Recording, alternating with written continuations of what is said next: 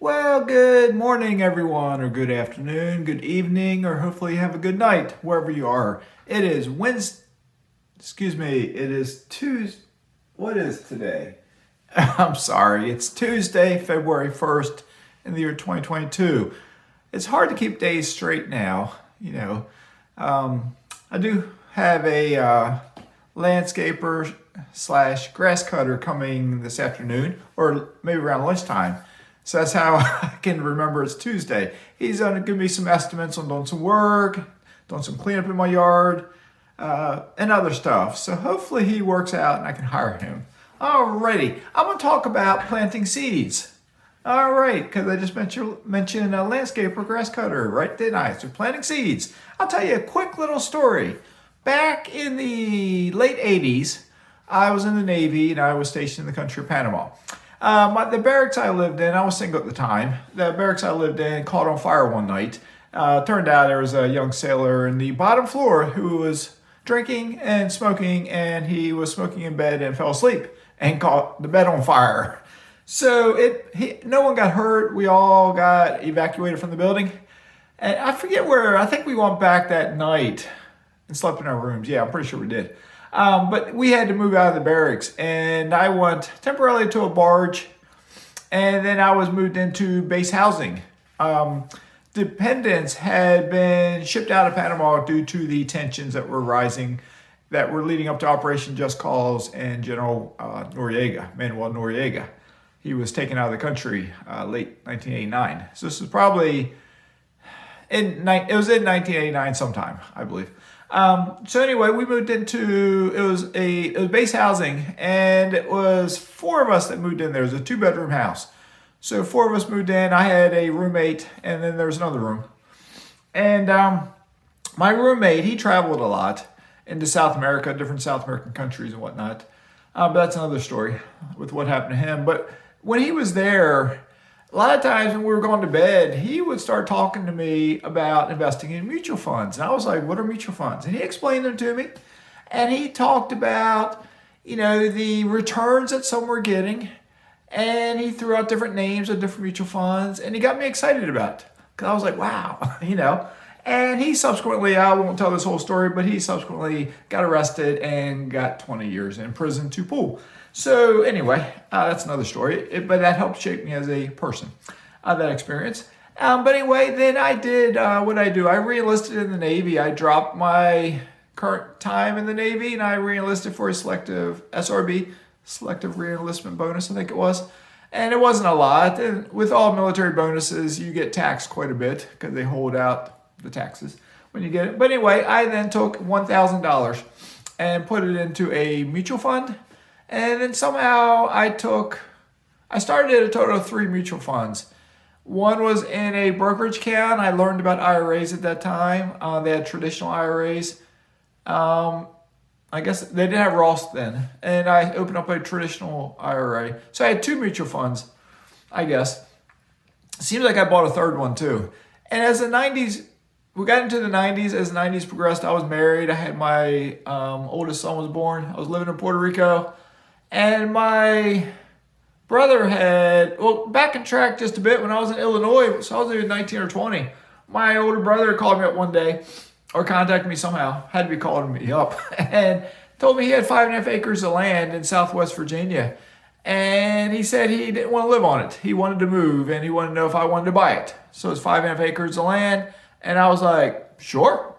And if I remember right, it was not a lot of money. $6,000, $7,000, somewhere around there. I don't remember exactly. So I bought it, and I was like 19 or 20, I think, when I bought it. There wasn't anything on it. It was on a private lane. There was like a 5.5 acre lots up and down that lane. And he thought he wanted to live out by himself, so he thought it would be too many people there. So, but 5.5 acres, how can there be too many people? So anyway, I bought it from him. Time passed. I ended up, leaving Illinois, going to Denver, then going to Panama, then going to Puerto Rico, had a kid, got my college degree. And he called me up one day. I was still in Puerto Rico, and asked me if I wanted to buy a house. His in-laws had a house that they were selling, and he sent me pictures of it. He must have mailed them to me. We didn't have email back then. And the house was $30,000. And I was like, well, $30,000 for a house? Sure, I'll buy that house. So then I bought it. I got a mortgage through Navy Federal Credit Union, and no one was living in it. I don't think I had gone there in person as of yet. I was in Puerto Rico. When I left Puerto Rico, I did go there and saw it, but then I went up to Maine. I got stationed up in Maine near Canada on the Maine border. Machias, Maine, Cutler, Maine, East Machias, that area. You can Google it. VLF site, very low frequency, 26 towers, antennas, dual arrays, north array, south array, 20 high up there, 900 feet to 1,100 feet or 1,200 feet tall. VLF, very low frequency communication transmitter. The transmitter, you could walk inside of the transmitter. That's where we worked at. It was huge. Capacitors were up to my chest and wide. They were big vacuum tubes, big old tubes. So that was a long time ago. As far as I know, that transmitter is still working. Old technology. It was built in around 1960, 61. Still going, I think.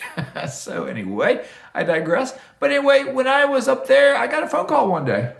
And it was from a gentleman. My brother had given that person my number, I guess. It was from a gentleman that told me his father had built the house that I bought. He wanted to know if he could buy it from me. And I said, well, no, sir, I bought it. I'm planning to get out of the Navy in a couple of years, and I want to move there. And he said, well, can I rent it from you? I'm moving back to the area. I need a place to live. There's memories there. I'd like to move into it.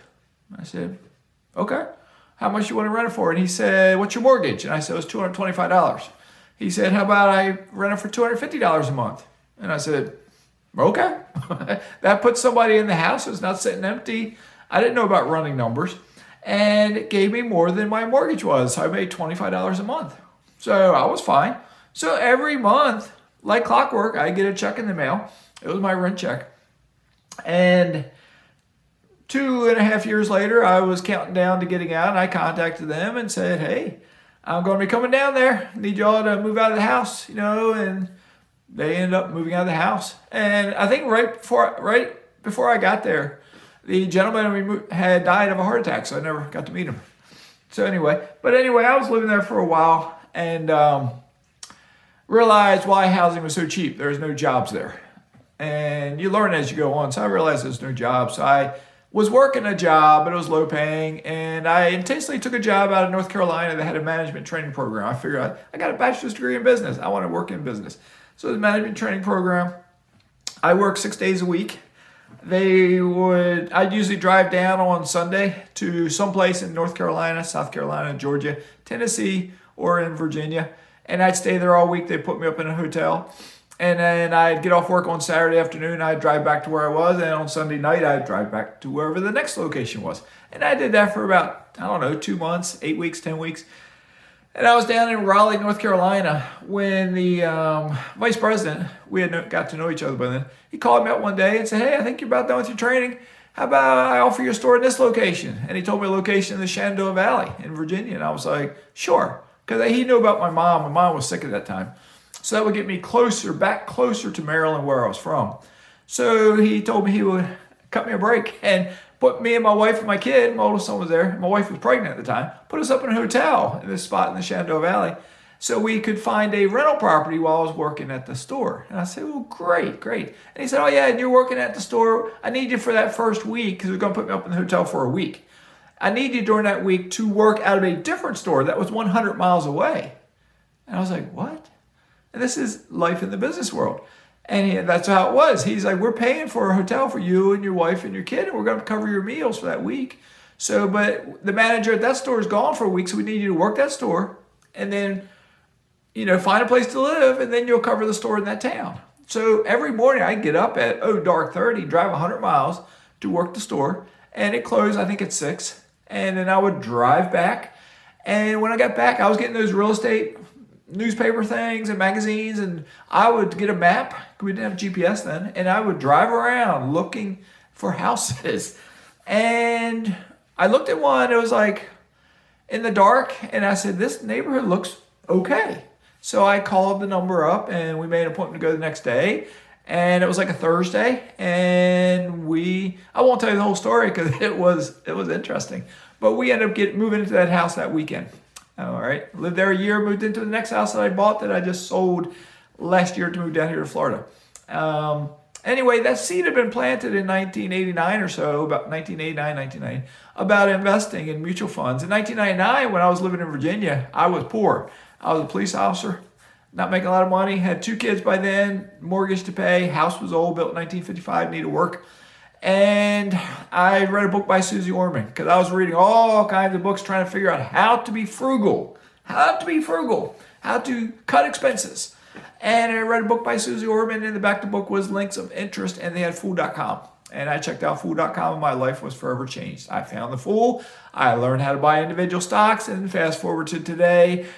Now I have almost no stocks, but I have rental property and alternative investments, and I am living financially free. So at this, I will wrap this up. There's an interview coming this afternoon by a very special guest. You will meet him later today. There's other interviews lined up for this week, next week, and going on in time. So I do want to interview you as well. All right, y'all take care. Mazske is signing out.